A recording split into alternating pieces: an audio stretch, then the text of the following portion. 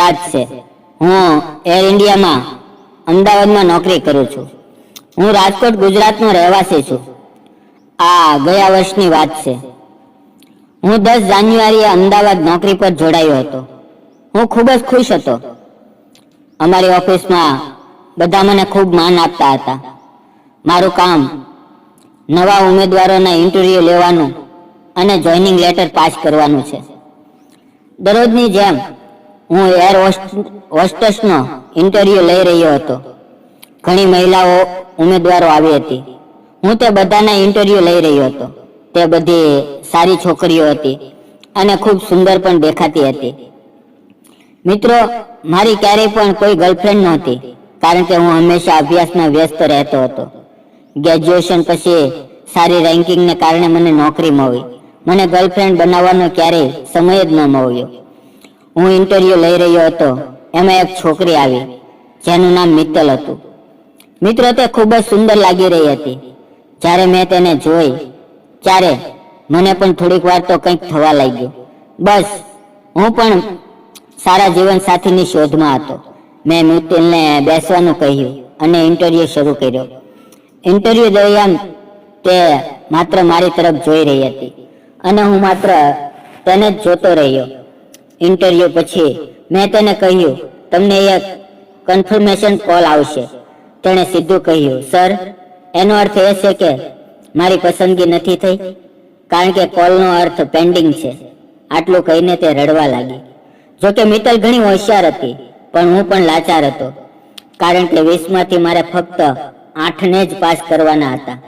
મેં તેને ઘણું સમજાવ્યું અને જવા માટે કહ્યું.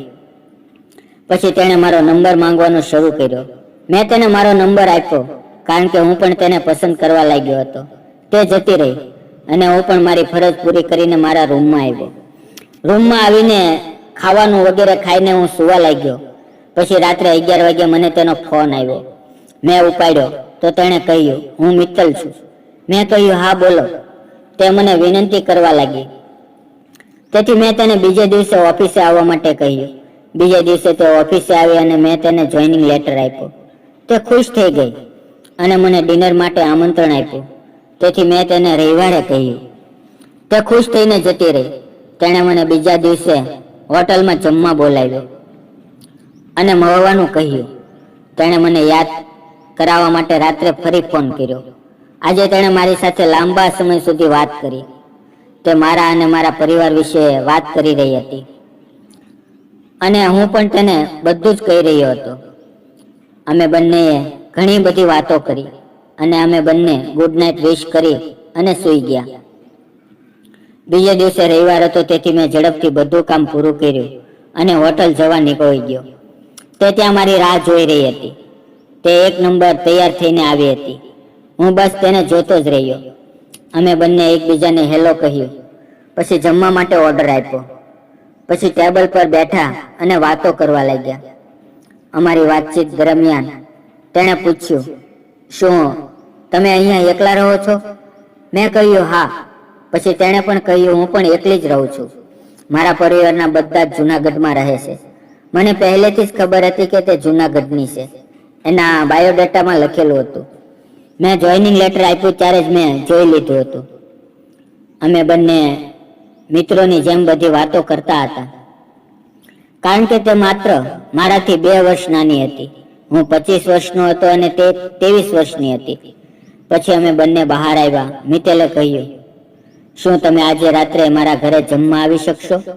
હું અચાનક ખુશ થઈ ગયો, કારણ કે હું પોતે જ તેને બોલાવવાનું વિચારી રહ્યો હતો અને અહીં તે પોતે જ મને ઓફર કરી રહી હતી. મેં સ્મિત સાથે હા કહ્યું અને તેનું સરનામું લીધું. પછી અમે બંને ત્યાંથી નીકળી ગયા. રાત્રે 8 વાગ્યે હું ગિફ્ટ સાથે તેના ઘરે પહોંચ્યો અને તેના ઘરની ડોરબેલ વગાડી. તેણે આવીને ગેટ ખોલ્યો. તેણે જોઈને હું પાગલ થઈ ગયો. હું તેને ગિફ્ટ આપીને બેસી ગયો અને મિત્તલ મારા માટે ચા લેવા ગઈ. થોડી વાર પછી અમે બંને સાથે સોફા પર બેઠા અને ચા પીવા લાગ્યા. તે વારંવાર મને થેન્ક યુ કહી રહી હતી. અમે બંને એક જ નજરે એકબીજા સામે જોઈ રહ્યા હતા. અમારી વાતચીત દરમિયાન મિત્તલે મને પૂછ્યું, શું તમારે કોઈ ગર્લફ્રેન્ડ નથી? મેં કહ્યું, મને મારા અભ્યાસ અને નોકરીને કારણે આ બધા માટે સમય નથી. તેણે હસીને કહ્યું, તમે સારી પોસ્ટ પર છો, મેરેજ કરી લેવાય ને? મેં કહ્યું, હું કોની સાથે મેરેજ કરું? તો તે હસવા લાગી. હું તેને હસતી જોઈને ખુશ થઈ ગયો અને મારું હેન્ડલ તરત જ તંબુ બનવા લાગ્યું હતું, જેનો મણકો મિત્તલ વારંવાર જોઈ રહી હતી. પછી મિત્તલે મને ડાઇનિંગ ટેબલ પર આવીને જમવાનું કહ્યું. હું ત્યાં ગયો. તેણે ખાવાનું બહાર કાઢ્યું અને અમે બંને જમવા લાગ્યા. થોડી વાર જમ્યા અને વાતો કર્યા પછી અમે બંને પાછા સોફા પર આવીને બેઠા. એટલે મિત્તલ જ્યુસ લેવા ગઈ અને ત્યાં સુધી હું વિચારતો હતો કે કેવી રીતે રમવાનું નક્કી કરવું. એટલા માટે જ્યુસ લઈને આવી અને મને આપવા લાગી. જ્યુસ લેતી વખતે મેં જાણી જોઈને એવું કર્યું કે જેથી ગ્લાસમાંથી જ્યુસ નીચે ઢોળાય અને તેના પર પડે, અને એવું જ થયું.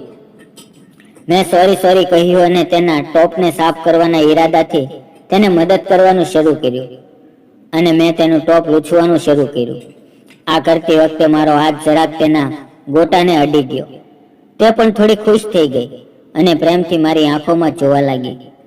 મેં તેને સોફા પર બેસાડીને કહ્યું, શું તું મારી ગર્લફ્રેન્ડ બનીશ?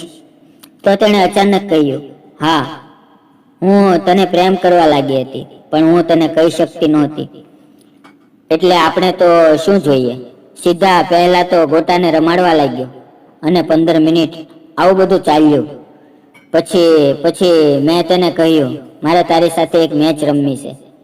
પહેલા તો તેણે ના કહ્યું, પરંતુ તેના ગોટા મારી પાસે રમતા હોવાને કારણે તે પોતાને રોકી ન શકી અને હા બોલી. પછી અમે બંને રૂમમાં આવ્યા અને મેં મોબાઈલમાં રાજા બાબુની મૂવી બતાવી, જેને જોઈને અમે બંને તૈયાર થવા લાગ્યા. પછી ધીરે ધીરે રમત ચાલુ કરવાની હતી. તે પણ મને પૂરો સાથ આપી રહી હતી. પછી મેં મારું બેટ પણ ખોલ્યું. હું એક હાથથી તેના ગોટાને રમાડી રહ્યો હતો અને મેં બીજા હાથ નીચે મૂકી દીધો. મિત્તલ પણ થોડી ભાવુક થઈને મને ખૂબ સહકાર આપી રહી હતી. પછી મેં ગોટાના કવર ખોલ્યા અને મને ખાવાનું મન થઈ ગયું. એટલે હું સીધો જ પહેલા તો ગોટાને વગર ચટણીએ ખાવા લાગ્યો અને ખૂબ મજા આવતી હતી, કેમ કે મારા જીવનની પહેલી જ મેચ હતી.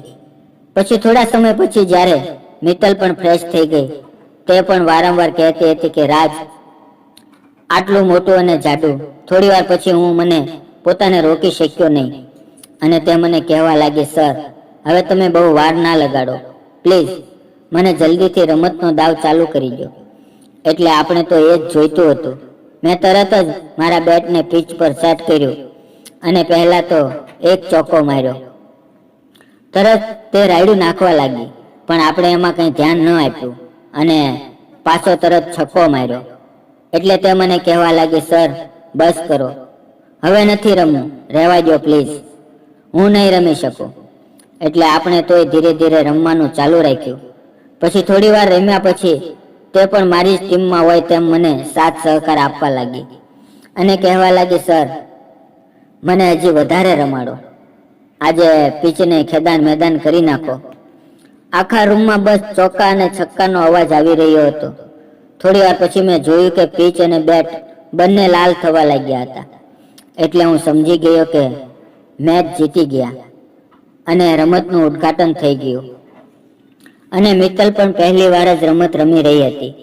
પછી જ્યારે સવારે ઉઠ્યા અને બંને એકબીજાને શુભ સવારની શુભેચ્છાઓ પાઠવી, તો મિત્રો, આ આપણી પહેલી મેચ હતી.